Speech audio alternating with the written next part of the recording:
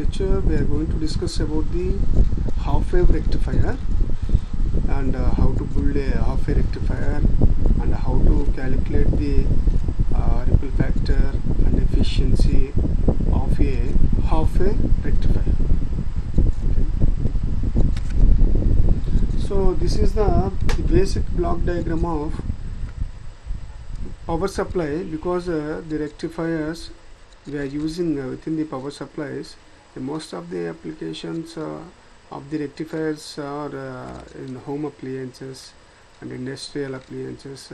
As we know, the best example for the way we are using the rectifiers are in our mobile chargers or laptop chargers. We will call it as adapters, and within that adapters and these all things, the rectifier circuits we are using. So basically the rectifiers means is nothing but they will convert the AC power supply into a DC voltage. We are giving AC supply to the rectifier's input and we will get the DC output from the rectifier's output. This is the basic block diagram of the power supply. Here the first block represents the transformer, and in rectifiers we are using a step down transformers. It means that so the primary winding turns, number of times will be more than compared with the secondary wind turns for a step down transformer. And this is the rectifier. In this rectifier block we are just implementing the half-wave rectifier circuit. After that we are using filters and regulators. We will see so what is the function of these filters and rectifiers and regulators in the next class. So basically the definition for the rectifier is a circuit that converts AC voltage of main supply into the pulsating DC voltage using one or more PN junction diodes. So we are using a PN diode. Rectifiers are one of the applications of your PN diodes. So with the help of the PN diodes we are designing the rectifiers. In the rectifiers, in today's section we are discussing about the half-wave rectifiers. So basically the rectifier means a circuit that converts AC voltage of main supply into pulsating DC voltage using one or more PN junction diodes. So here we have to remember one point, that pulsating DC, not pure DC. Pulsating DC means the amount of AC will be present in a pulsating DC. Pure DC means there is no AC components. So if there is the AC components are zero, then such a voltage we are calling a pure DC. If it is there the presentation of AC components, then we will call it is pulsating DC voltage. This is the circuit diagram for the half-wave rectifier, and here in first section we are seeing this one is the primary end of your transformer, and this is the secondary end of your transformer. If you check the number of turns, so the number of turns are less in secondary section than compared with the primary section. We will call such a transformers are step down transformers. Step down transformers. We are giving a single phase AC supply to the your transformer, and that AC supply will pass through your diode. We are using in a half-wave rectifier only one diode, and we closed the circuit with the help of one resistor, and that resistor is called the load resistance. Here ES is nothing but the supply, AC supply, the amount of voltage signal that we are connected to the transformer input, that is ES equal to ESM into sine of omega t. So ESM means the voltage level of your AC power supply, and omega is the 2 pi f, and f is the supply frequency. In regularly the value of f will be 50 Hz, and the ESM value will be vary. So compared to f value, frequency value is fixed, and omega is the angular frequency. We will call the formula for omega equal to 2 pi f, and ESM is the how much amount of AC supply we are giving at the input of your transformer. Okay, and this is the PN diode we connected here. It is in forward bias, so we closed that circuit with the help of the load resistance. So this is the operation of your half-wave rectifier. So when we see your sinusoidal signal, sine wave, so this is 0 to pi signal will appear here, and pi to 2 pi signal will appear here, and this 0 to pi signal will pass through your diode. So in this way, because it is the positive half cycle, it represents the positive voltage, and whenever the positive voltages appear, a diode at the forward bias, the diode will be connected as a forward bias, and as is this input voltage will appear at your output side. So whenever the negative half cycle, that means pi to 2 pi cycle appears at your diode, then the diode is connected in reverse bias. At that time the zero voltage will appear at your output side, that is at your load resistance side. See, this is the graphical representation of the output of half-wave rectifier. The graphical representation of the half-wave rectifier. This is the input signal that we are connected at the input of your half-wave rectifier, that is AC supply, single phase AC supply, and this is the response of your load current, and this is the response of your load voltage whenever the positive half cycle is passing through your diode. Whenever the positive half cycle, that means 0 to pi voltage is passing through your diode, when the diode is connected to the forward bias. So this is the negative response of your voltage whenever the diode is connected in the reverse bias. Sorry. The AC, the average DC load current, that is when we observe the graphs, it will be clear the load current is existing whenever the positive half cycle of your voltage signal, that is 0 to pi, whenever the omega t is present in between the 0 to pi, and the load current is 0.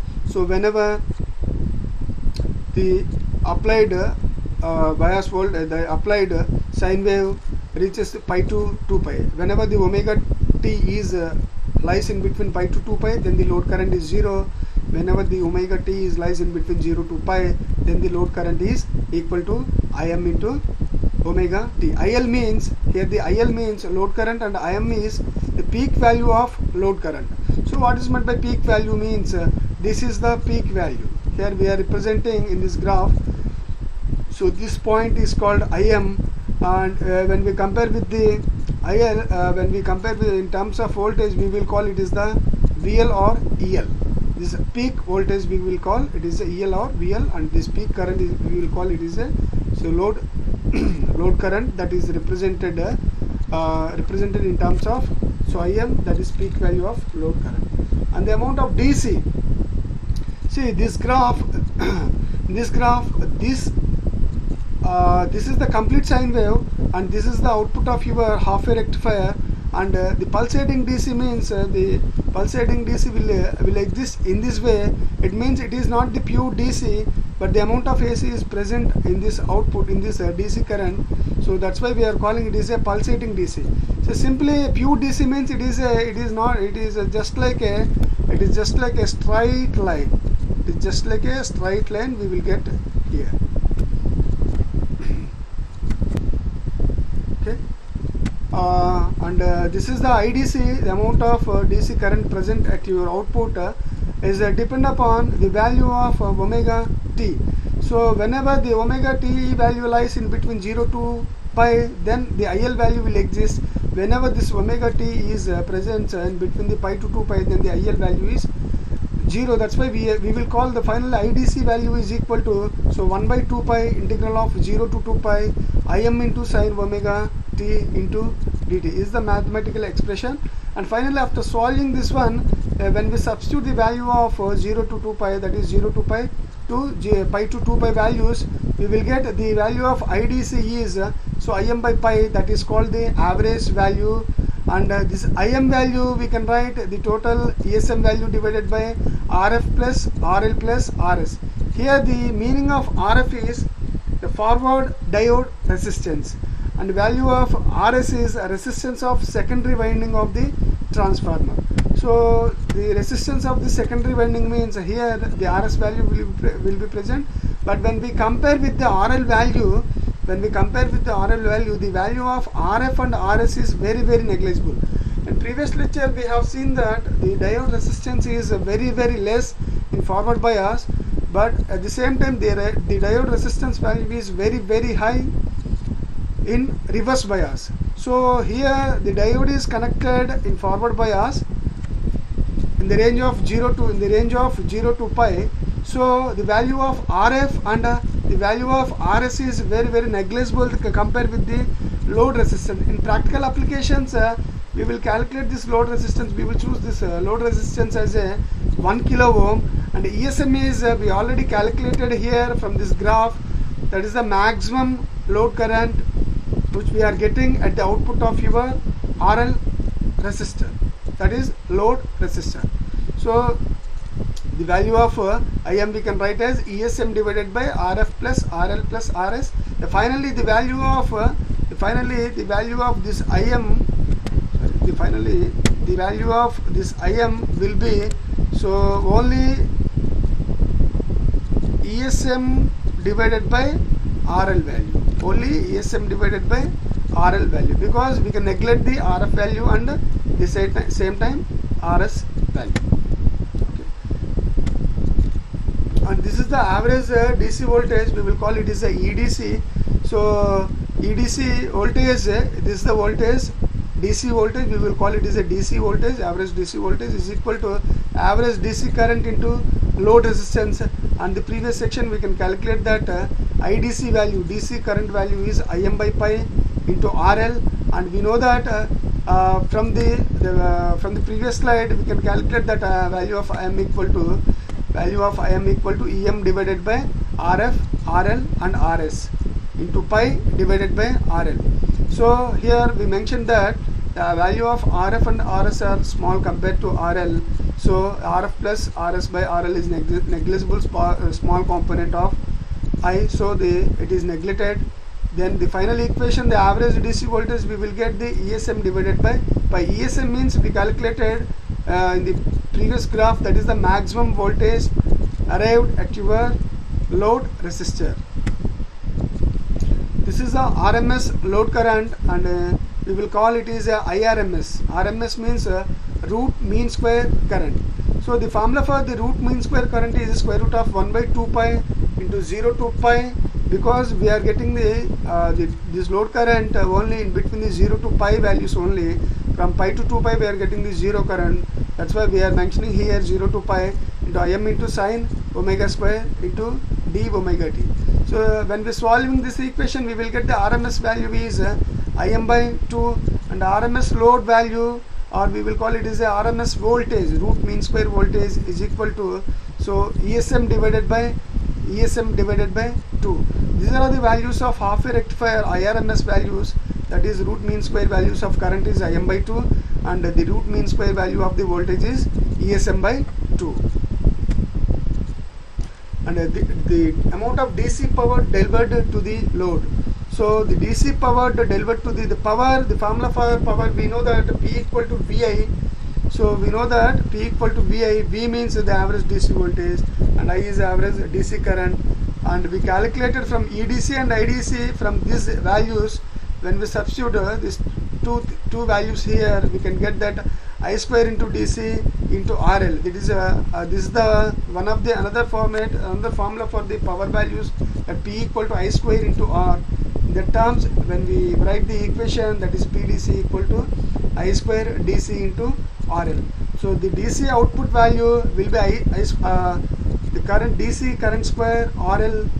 When we replace the IDC in terms of Im by pi, the entire equation will become the power, average power DC is equal to Im square by pi square into RL, that is Im by pi whole square into RL.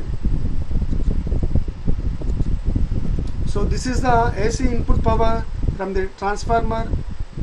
Secondary, so the power taken from the secondary of the transformer is the power supply to the resistance, namely load resistance and the diode resistance and winding resistance RS. The AC power supply is given by the AC means here in this slide, in the previous, in this slide we calculated the power values at the output of your rectifier circuit, that is at the load resistance. But here in this slide we are calculating the power values at the input of your diode. At the input of your diode means so in this value, in this point, in this area we are calculating the input power values, that is PAC is equal to so IRM square into RL plus RF into RS. So IRM is equal to IM by pi, IM by 2 as we know for the half wave, and the power of AC equal to so I square M divided by 4 into RL plus so the forward resistance plus the load resistance. This is the power at power of the AC at the input of your rectifier circuit. Here if you want to conclude this slide, we can say that we are going to calculate here how much amount of AC is converted into the DC. So the DC power levels we are calculating at the load resistance, and the AC power supplies or AC power values we are calculating at the input of the circuit. So by based on this the AC power and the DC power values, when we take the ratio of this AC power and DC power values, we will get the efficiency and we will get the ripple factor of your rectifier circuit. Finally, the main important parameters of your rectifier is, that means the quality of the rectifier is depend upon your efficiency of the rectifier, and second one is the ripple factor of the rectifier. If you want to calculate the efficiency and the ripple factor of the rectifiers, we have to calculate the DC values, the power of the DC power values of at the output side, and AC power values at the input side of the rectifier circuit. So this is the rectifier efficiency of the rectifier. As we know that the formula for efficiency is output divided by input, and based on that formula the efficiency, the output of your rectifier is a DC and the input of the rectifier is AC. When we take the ratio of these two, we will get the efficiency of your half wave rectifier, that is DC output power, that is PDC, divided by AC input power, that is PAC. And here the one more factor is and we are indicating that efficiency is rectifier efficiency of the term of eta, and we are indicating the ripple factor of the rectifier, half wave rectifier, in terms of gamma.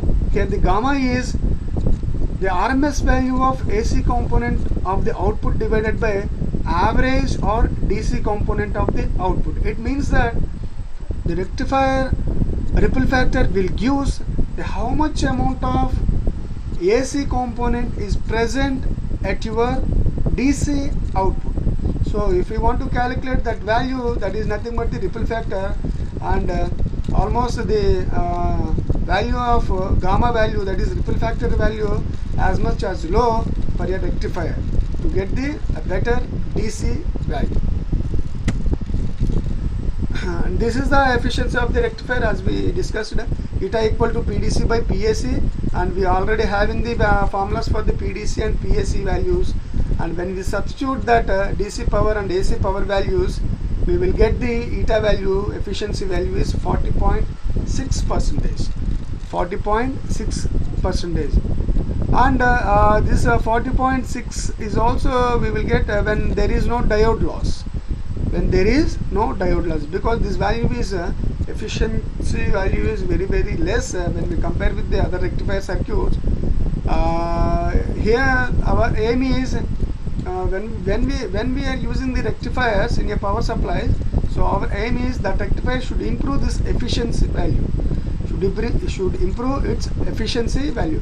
But it is 40 only, we are getting the efficiency value is 40.6% only, and we can overcome, this is the main drawback of the half wave rectifier, and we can overcome this drawback with the help of the full wave rectifier.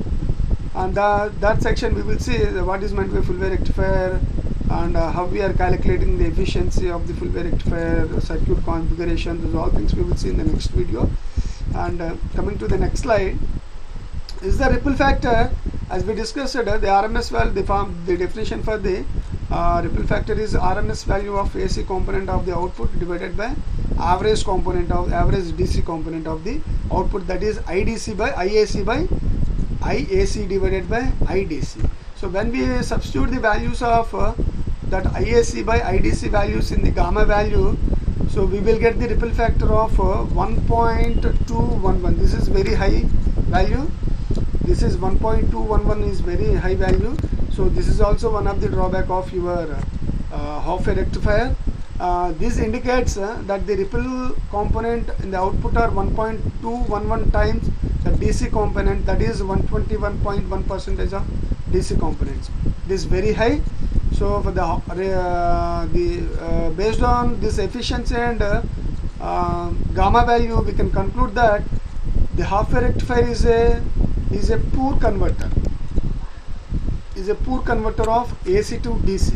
So the ripple factor is minimized using the filter circuits along with the rectifier. There are different